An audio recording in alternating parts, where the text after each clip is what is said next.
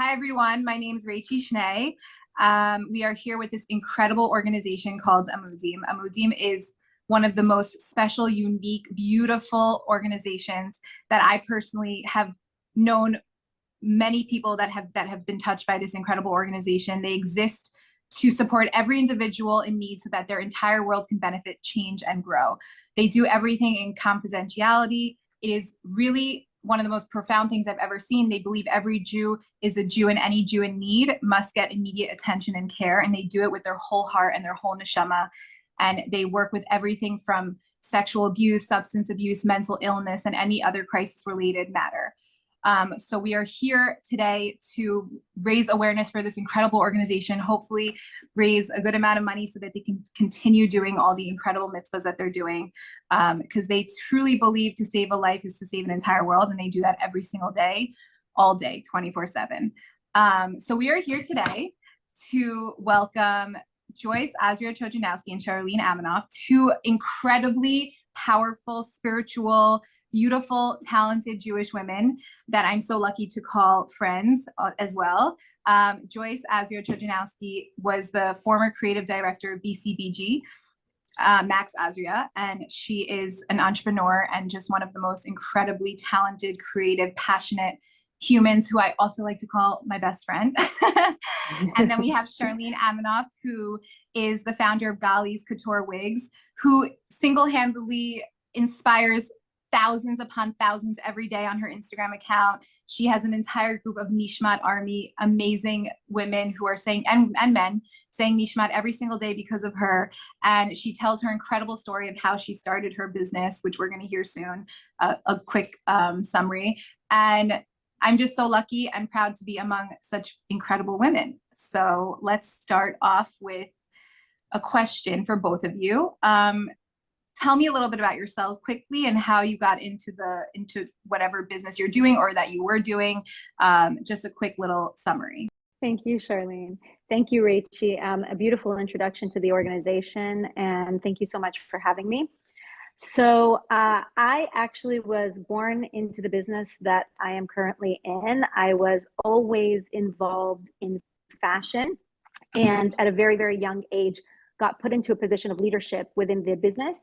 And I would say it took me a little while to understand that I had actually chosen it. When I say that, I mean that it's not necessarily when you're born into something that you understand your mission around it. I think very recently, I would say in the last 5 or 10 years, I really understand why I was chosen to be in this industry. And I really use it as a vessel to be a Kiddush Hashem every day. And I think we're going to talk about it a little further on in the conversation. I don't want to keep it too long, but I was the creative director of BCBG Generation for 7 years, bringing that to an amazing, amazing height. And, you know, since then have done such incredible ventures in that space. And really, it's a place of responsibility more than leadership. Responsibility to create awareness and oneness. And so, yeah, fashion has been an incredible platform for that. Charlene? So fun fact, the first time I met Joyce, it was at this All Stars event, and I was starstruck when I saw her. And I remember thinking to myself, and she touched upon it by saying this, I remember thinking to myself, it was fairly early on in my career. And I remember looking at her and I was like, she is role model goals. She's a walking Kiddush Hashem. And she's naturally flawlessly gorgeous, b'li ayin hara. So I remember thinking to myself, this is the type of woman who knows what it is to be a proud Eved Hashem, but while looking totally fabulous and keeping tzniut in the most fabulous way. So Joyce, I don't know if you know this, but you were one of my inspirations from very, very early on. So thank you. Wow. Well, Hashem, thank you. What an honor. Okay, I'll take it. For sure. So my story is a little different, but it is definitely a very popular story in the Jewish world. Hodul Hashem, I didn't choose this life. This life chose me, as cliche as that sounds. My whole story is about how I was always serving Hashem my way, but it wasn't necessarily the right way. until July 26, 2010, my daughter Gali decided to take a little dive in the pool as a 2-year-old child while my nanny slept on the job. And I was on the beach with my husband and my sons in Miami Beach, where we have our summer home. And my husband, being a Hatzalah hero for 31 years now, Baruch Hashem, he's kind of like the head of the Great Neck Division. We heard screaming and we heard a commotion by our pool. So my husband springs into action because that's what every Hatzalah guy does. And by the way, we also love Amudim because we know that Tzvi Gluck is a fellow Hatzalah guy. So Tzvi Gluck, we got this brotherhood. We love the brotherhood. My husband right away said, somebody needs my help. And he started to run towards the noise. And we saw a man standing in the middle of the water of the pool, holding the dead body of my child. And I remember having this aha moment right then that I'm not going to live past this moment. So I may as well give Hashem all the korbanot, all the promises that I can give him in an attempt to make sense of this nightmare. And I remember right away, I said, it's my hair, it's my body, and it's my hair, because I was not yet keeping those mitzvot. And without a moment's hesitation, I made a promise. I saw someone magically left a blue pashmina shawl. Who leaves a blue pashmina shawl by a pool in July? I picked up this blue shawl and I raised my right arm and I screamed and I sobbed while Jonathan performed CPR on Gali's body. And the moment I stuck the last strand of hair into that shawl, Hodul Hashem, my husband found a pulse in her little body. Baruch Hashem, the rest is delicious history, where she had a miraculous survival, a miraculous recovery, and it was instructed upon me by Gedolim and by our tzaddikim to start a Sheitel line in Hoda'at Hashem for her life. And that's why we started Gali's Couture Wigs. And that's why it's not Charlene's Couture Wigs, it's Gali's Couture Wigs. And with that, we kind of became an in-network provider, helping people who are, losing their hair for medical reasons or whatever reasons. And we just try to make this mitzvah as beautiful and as affordable as possible. So that's my spiel. Amazing. Wow. So beautiful. I remember hearing your story for the first time. There was a video, I think it was years ago. And it was just it's every time I hear it, I get the chills. It's incredible. Really, truly incredible. So you guys are both full-time working mamas. Incredible. You guys are just nonstop, both of you. And I think viewers just want to know how you balance motherhood and full-time jobs. And I think the real question is, can frum women really have it all? I guess, Joyce, you want to start? Sure.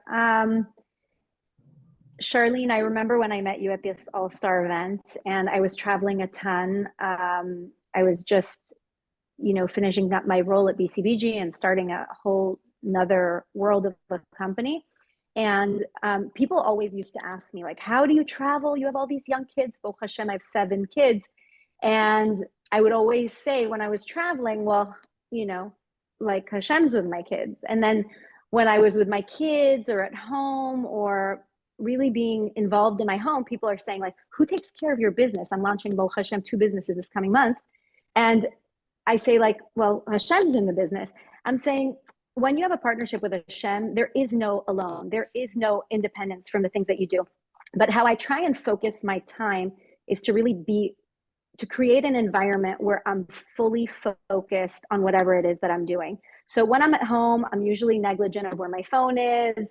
I'm not checking email. I'm not doing anything that is, moving my work along. Maybe spiritually I might be, by separating the two and honoring my kids when it's that time.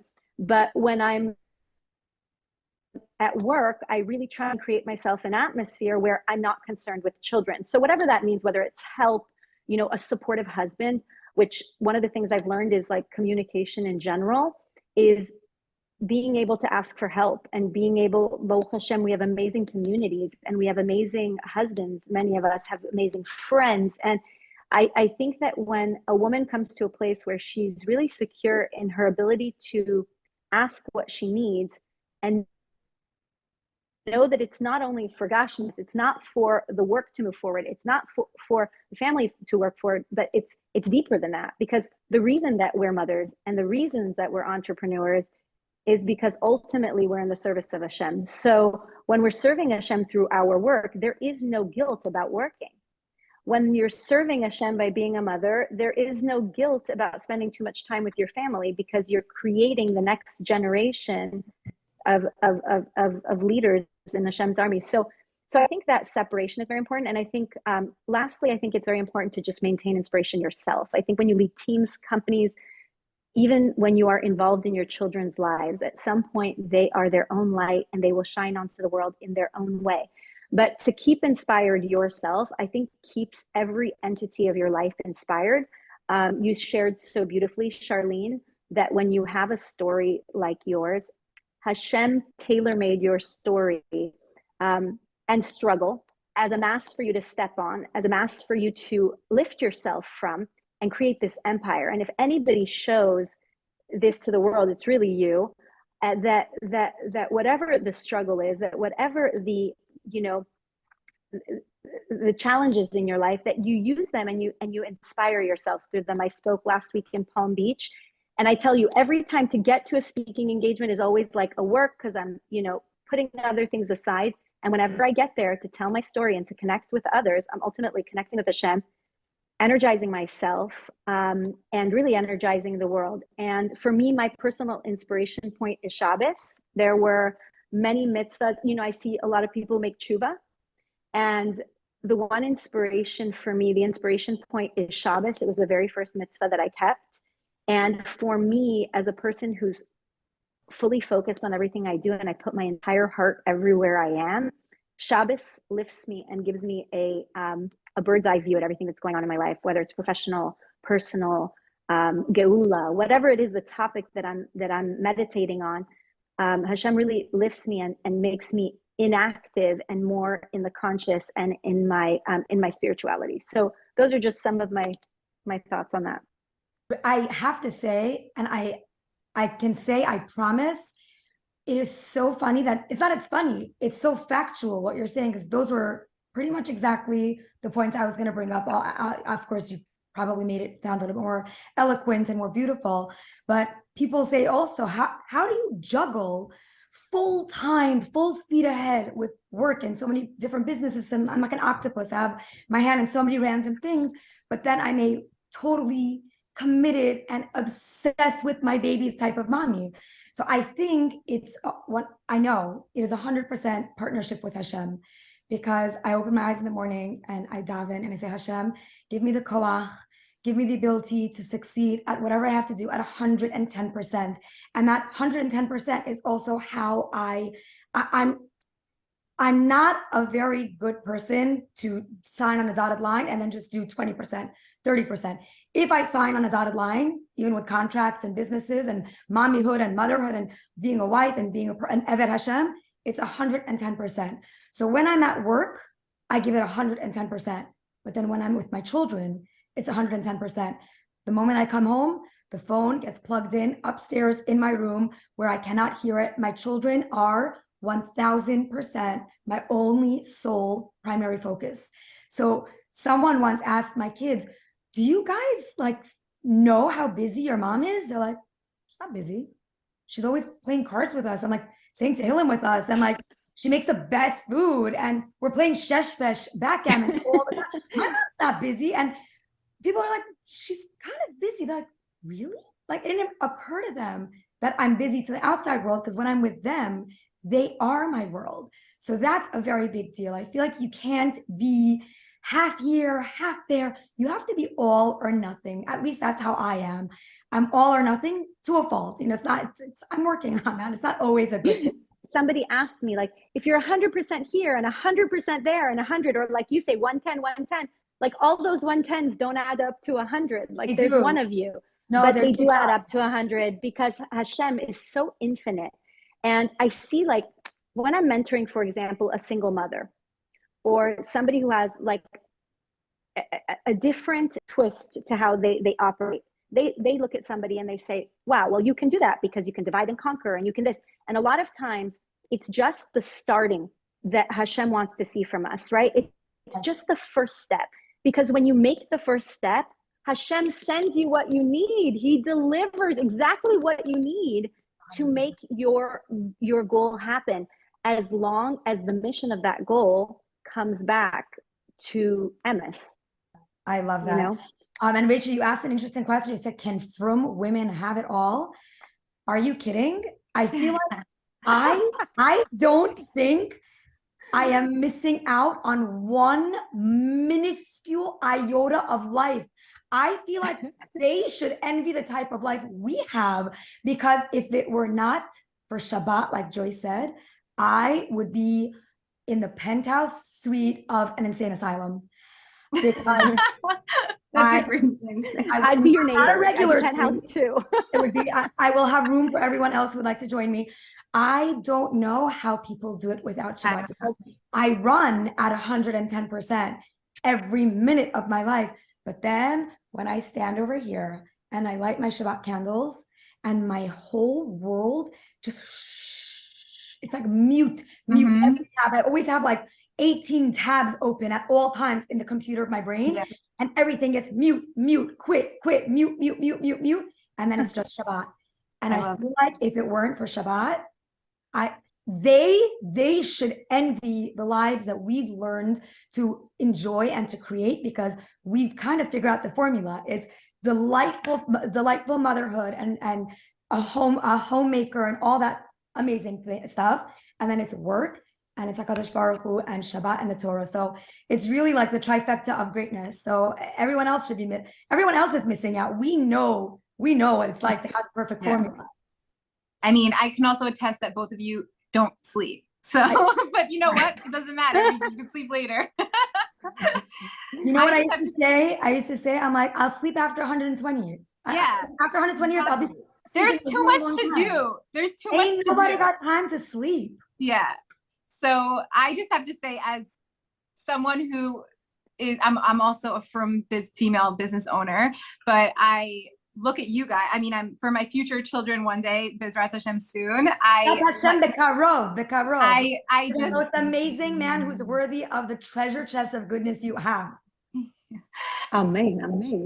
I just can't even imagine. I mean, I feel like I'm just like nonstop with 1,000 tabs open, like you said, Charlene, and I just am so all over the place that I look at the both of you like just like as the most incredible role models, because especially for a single girl or someone without kids yet or who's running a business, and like I can't even imagine having one more responsibility.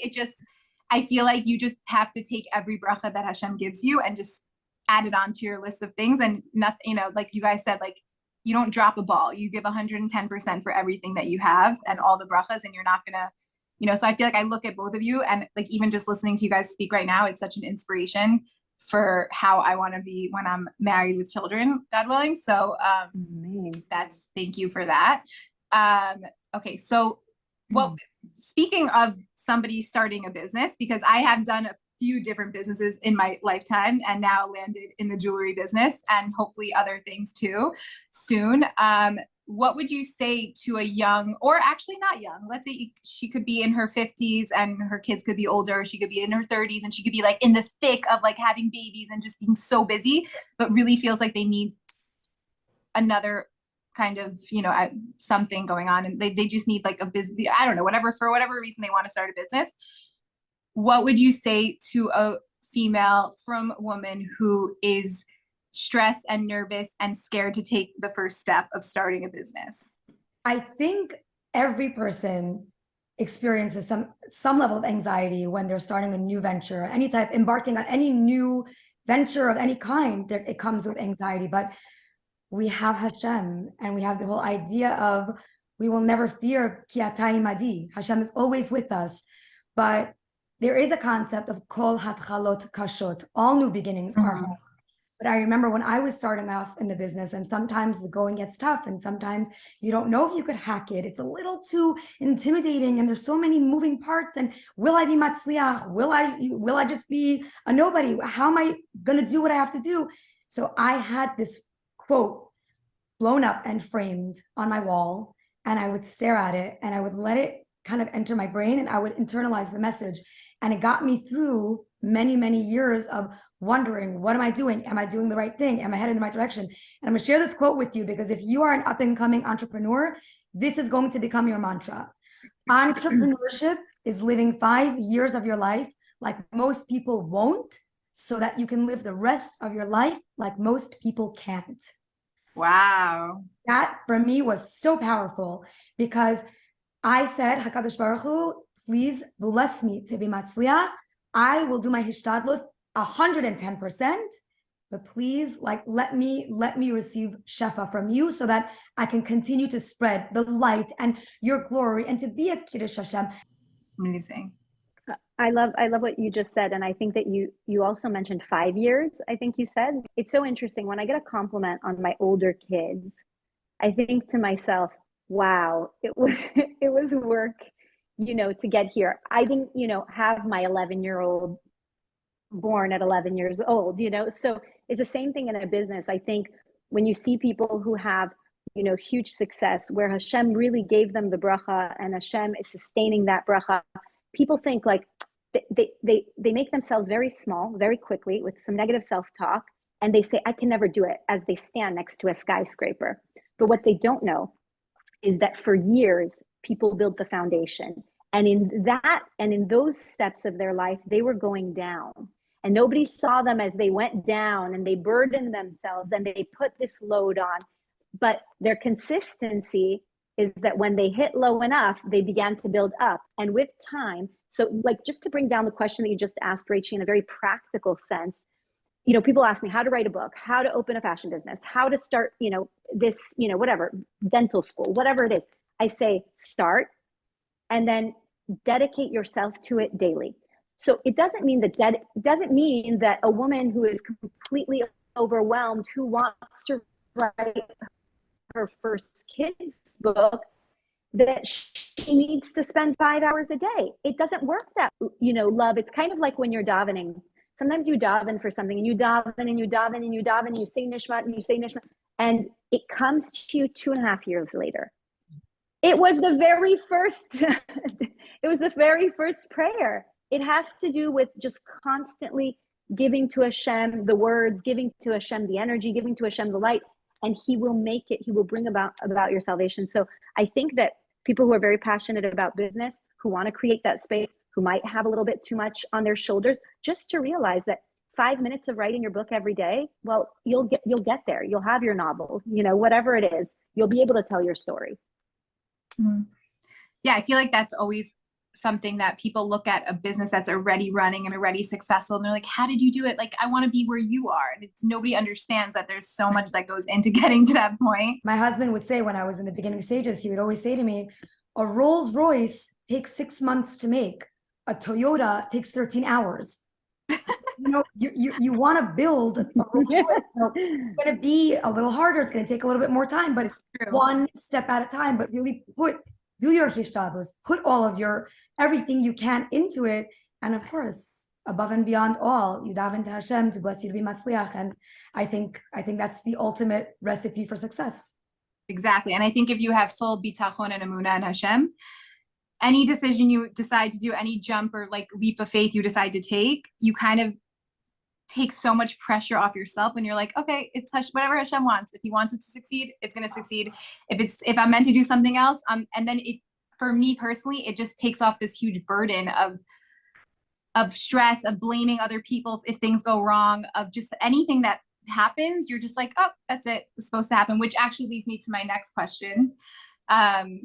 What's your attitude in business when somebody, or even just in life, just anything in general, when somebody's copying you, or there's competition in the business, or you find someone's just really following your every footstep and not giving you any credit?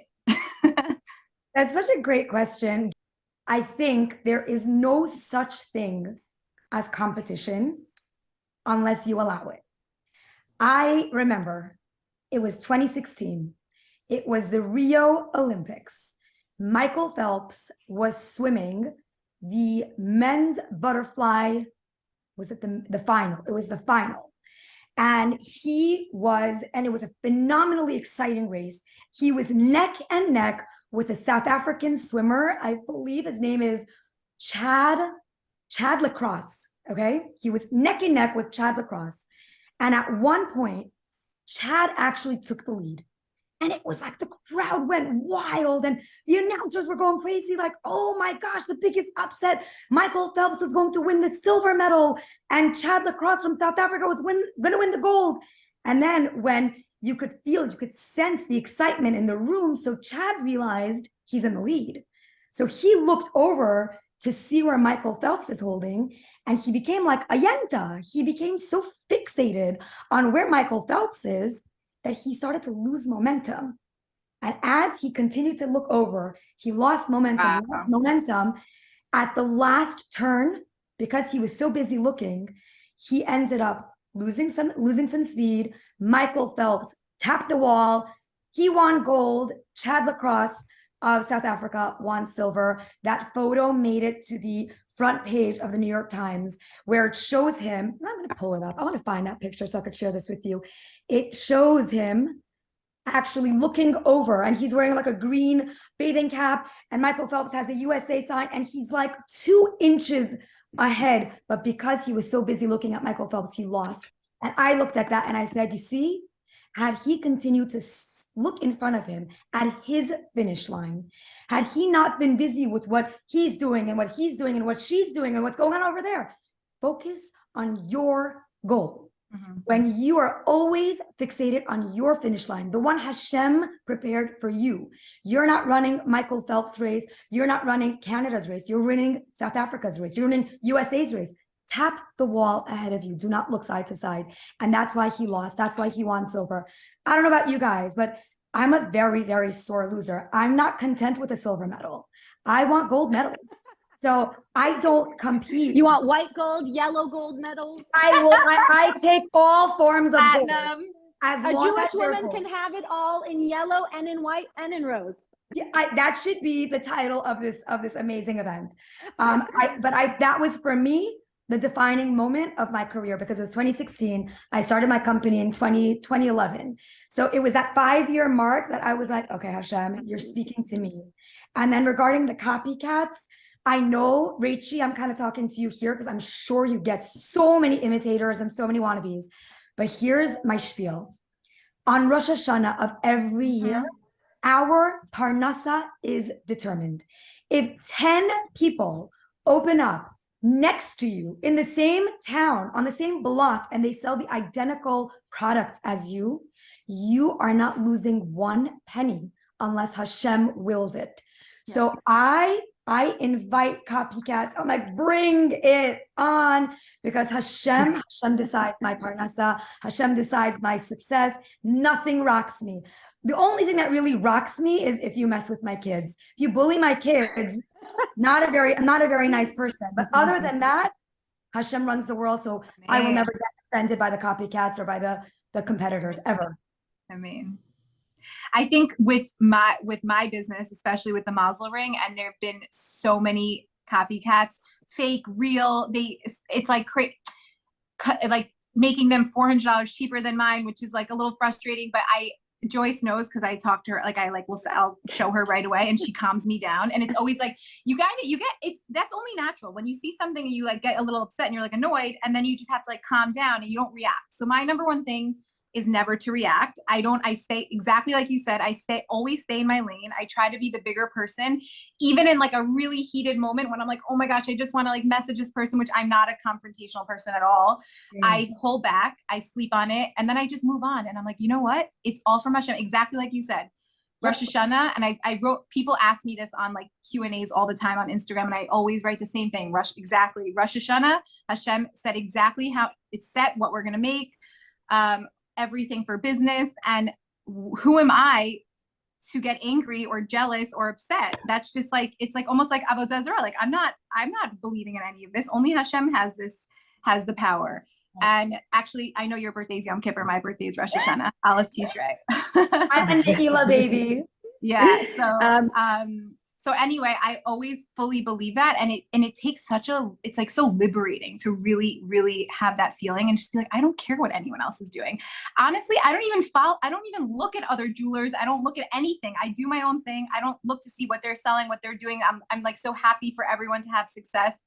And I even said, because of the Mazel Ring specifically, I'm so happy that people that they want to sell the mazel ring, that means that there are more Jews that want to be proud Jews. It's Right. like, it's Right. such a great, Started a it's so movement. incredible, you know? And I'm like, if you want to buy from them, go ahead, buy from them. I'm just happy that you're proud to be Jewish. You know, I'm happy that you want to show it. Rachie, I'm going to tell you, I'm going to give you two words, two lines that are going to, you can answer this every time you see a new wannabe Rachie Shnay joins the party. You let go and you let God. Okay. That's one thing that I do all the time. You let go and you let God. And the other one along the same line is pray and walk away. It's not your problem. You pray and you walk away. Hashem, this is a little too stressful for me. You figure it out. And you pray and you walk away. Zehu vezehu.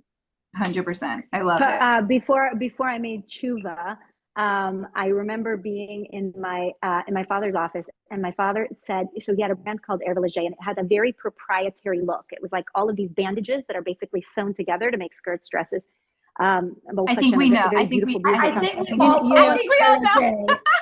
So we all know Hervé Leger. So I remember I don't remember if it was like, I don't remember which competitor it was, and I bought whatever the piece was. I brought it back to our legal team. They were like, okay, this is we're going to shut this down right now. I remember my dad walking in, trying to find out what all the commotion's about. I said, look, it's like identical. Like it's identical styles, identical, you know, whatever. And my dad goes, what? You think I invented this? That's so good. Like, if you read Shara Bitachon, all of our ideas are from Hashem. You think that he was the creator of the bandage? Hashem gave him the idea. Okay, you stick two bandages together and it does this. Okay, great. I'm saying when you believe that something was yours and you have the ego come in and say, this is mine, you can't take this from me. And you have a more serious problem than a copycat. You have a lack of emunah, and you have a lack of understanding how Hashem delivers our ideas, which are perfect for us at the perfect time, in the perfect way. And in fact, you know, spending your time there is also an antagonist to moving forward. I think when you look in the past, like you said about this amazing swimming story, I grew up hearing the past is your enemy, because when we're stuck in the past, it means we're inactive. It means we're not moving forward, unless we're using the past as really a trampoline to bear down and move forward from. So it doesn't serve us. We can't even get back there if we try. All your trauma, all your past history, all your failures, every single successful business person I know has had more failures than they've had successes. So I say that also to an entrepreneur. What do you say to the entrepreneur that's failing?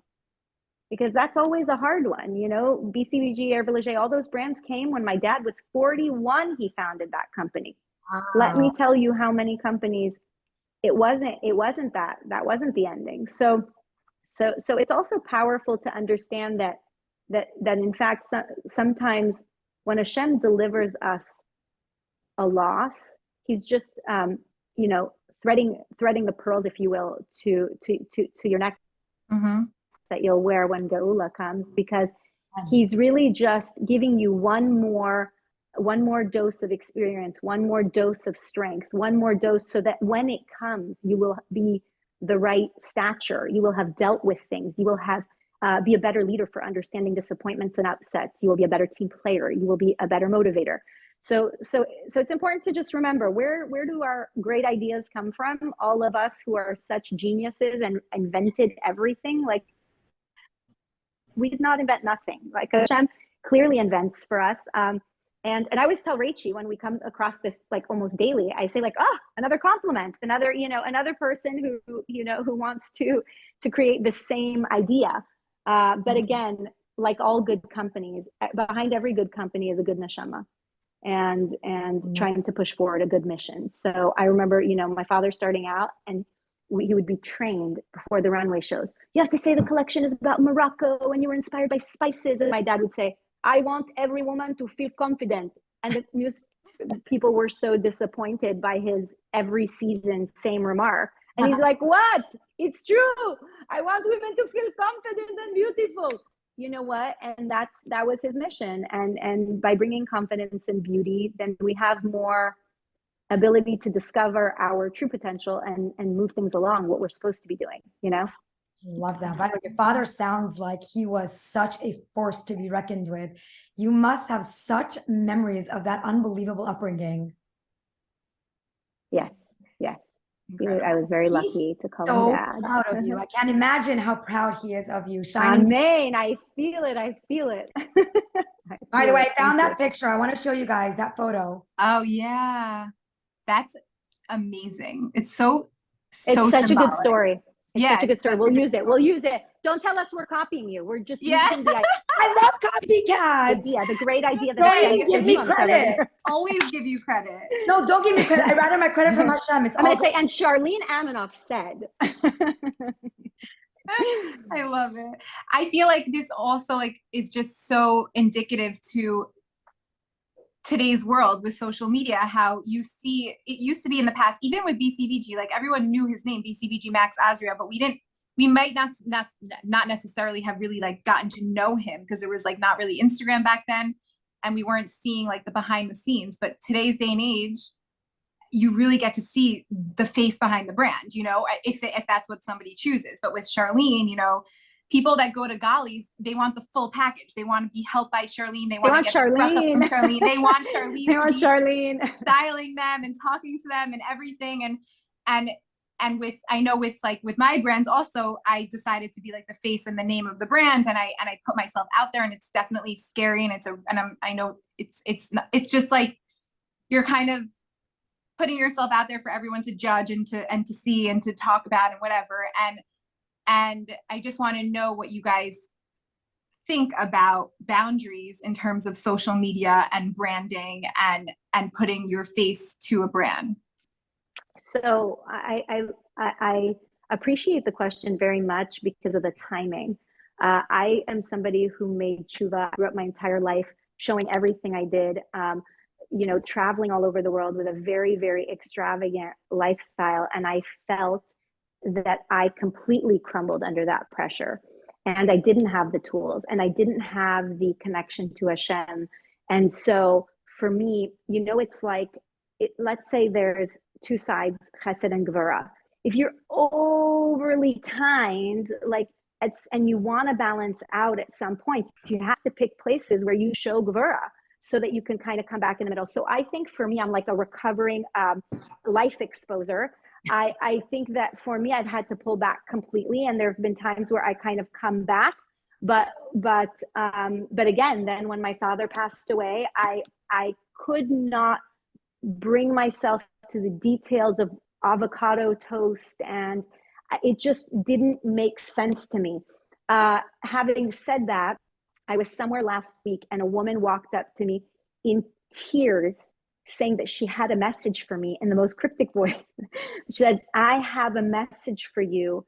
You have to tell your story. You have to tell your story. And she kept repeating it. And like the entire night, I felt like I really try and create these individual connections and inspire leaders so that they can go and inspire armies. And what I realize time and time again of social media is that when you plug in, you're in front of the entire, you know, the entire army. So is it important to create both, and then at what expense? I find that I have naturally become much more introverted with anything that's important. And so I'm not holding in the same place, but trying to find my way back to the balance, because ultimately that's how we want to live. We don't want to be one side to the right. We don't want to be selfish with our lives and keep all of the knowledge and all of the amazing things that we're learning just to ourselves. We want to share it with the world, but then at what expense? You know, I think I've seen just too many girls and too many people in general really lose a sight of what's happening in the world, and really so compelled by social media. So I think that today I'm using it more as a place where I can pour out and not a place where I take in, and really in small doses, because I have to bring myself to a healthy place with it. I think, you know, so really I like share with all of you that I have actually a tremendous struggle with platforms like that. Tremendous. I'm pushing you a little bit. You're pushing me. You threw me in the ocean. You're like, you're like, did you post? I'm like, leave me alone. I just think when you know that so many young girls and women and of every age are really looking, I think, at the three of us in different capacities of how to act and how to be, and how to be like a daughter of Hashem, you know, looking at to see how the elegance and the beauty, and just that you can be beautiful and cool and fun and trendy, and you can like love Hashem with all your heart, and but also still, you know, want to wear heels and dress up, and you, there's just so many things. People tell me every single day that they're inspired to dress more sneas or whatever it is, or go to a kosher restaurant. And I think it's when you hear those things, like Charlene said before about the woman who forgot Nishmat, you're just like, okay, this is why I'm doing it, and this is why I'm going to do it today, and this is why I'm going to do it tomorrow. And then honestly, for me personally, just on a personal note, it really makes me want to grow even more and challenge myself to take more mitzvahs on, or to do more things, because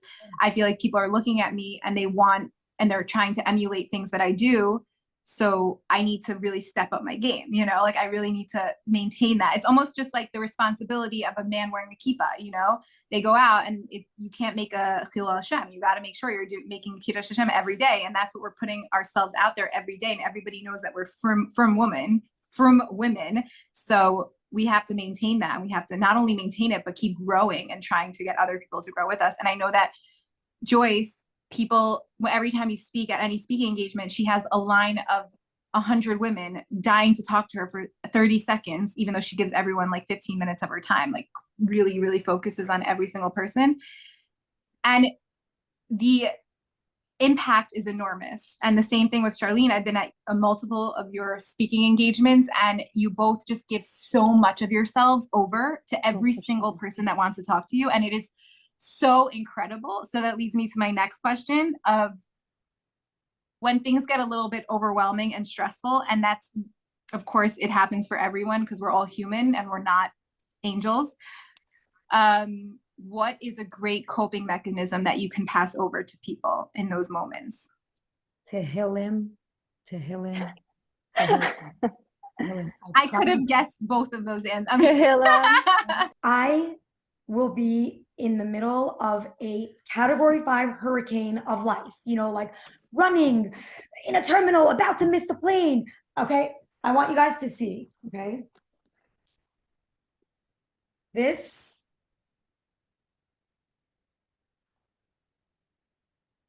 is my vitamin A, B, C through Z. This is my oxygen. This is my water. This is my everything. For me, thank you, my love, when the going gets tough, when I'm going crazy, I have to sit down. I need to channel myself. I need to center myself. I need to daven to Hashem. And I pour my heart out to Hashem as if I'm sitting down in a private room talking to my kind and merciful Father in front of me.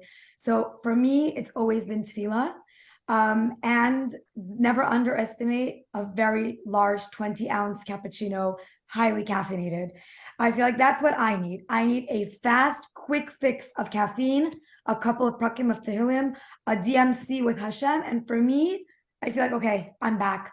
I got this. But that's me. And that's not a very typical answer, but it's my authentic, true answer. So I hope that helps somebody. So I'm going to give you mine. Charlene.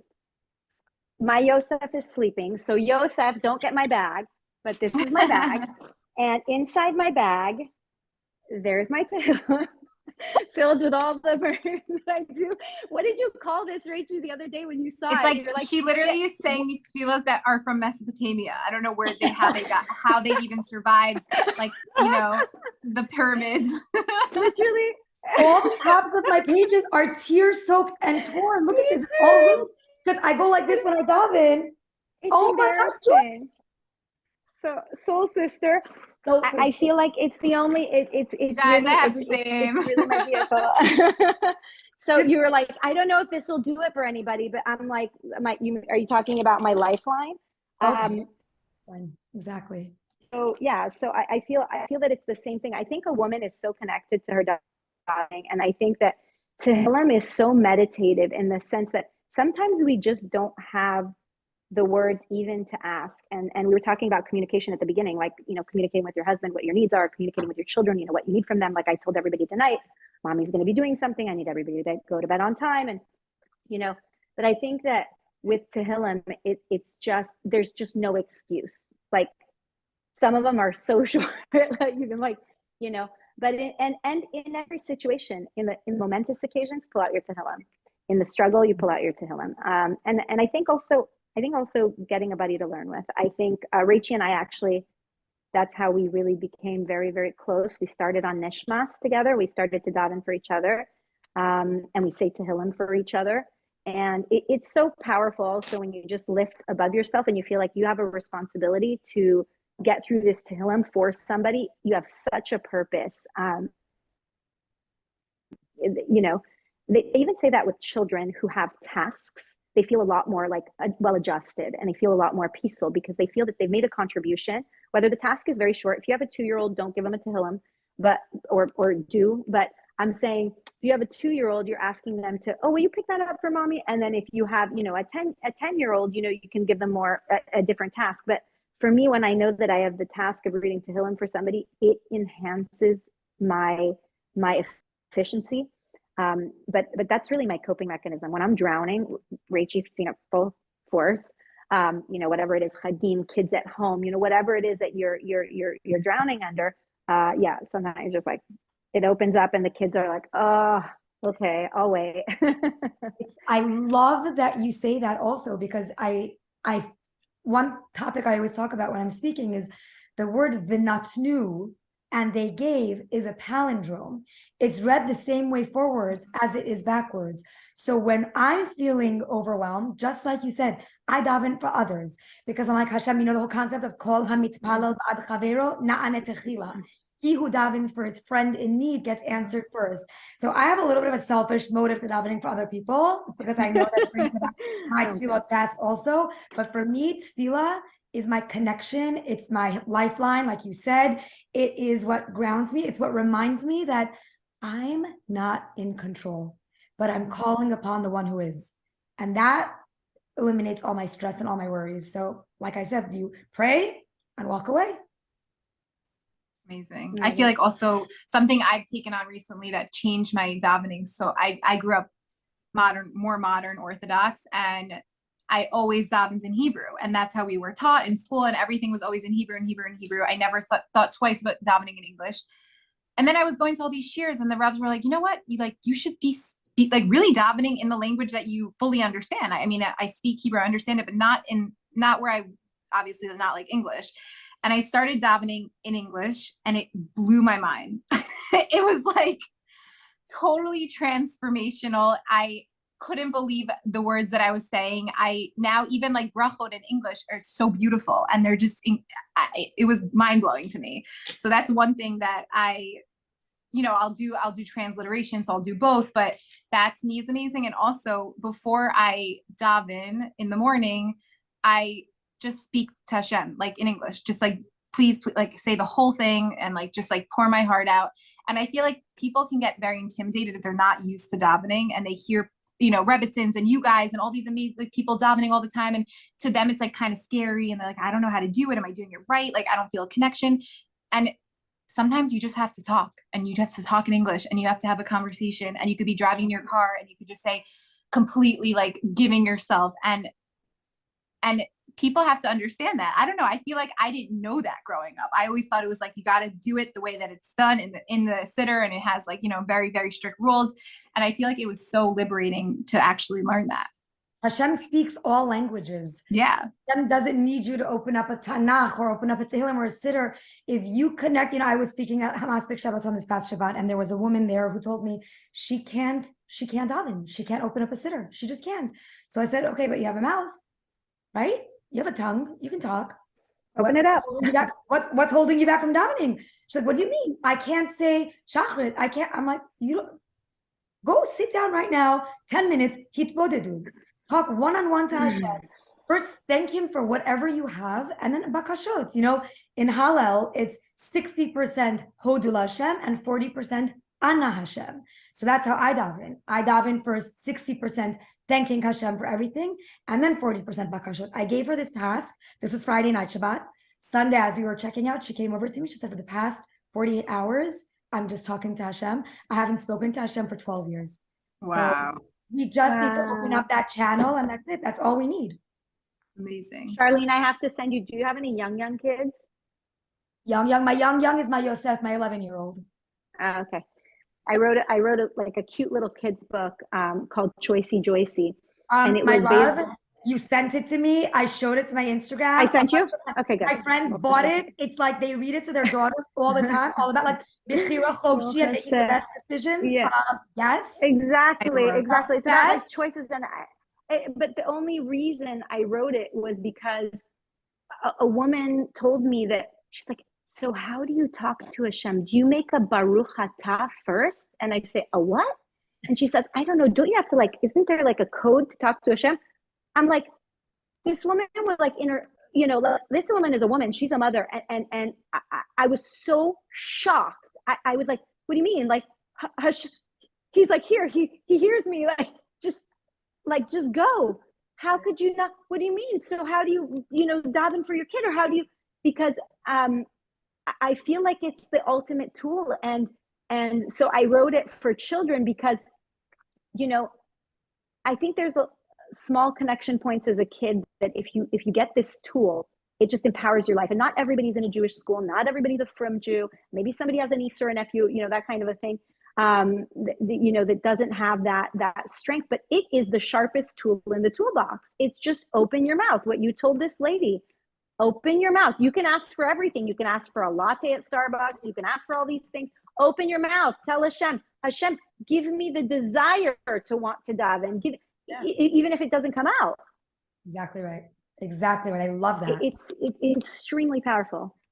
Do you guys have anything else you want to last pointers off to send everyone off with?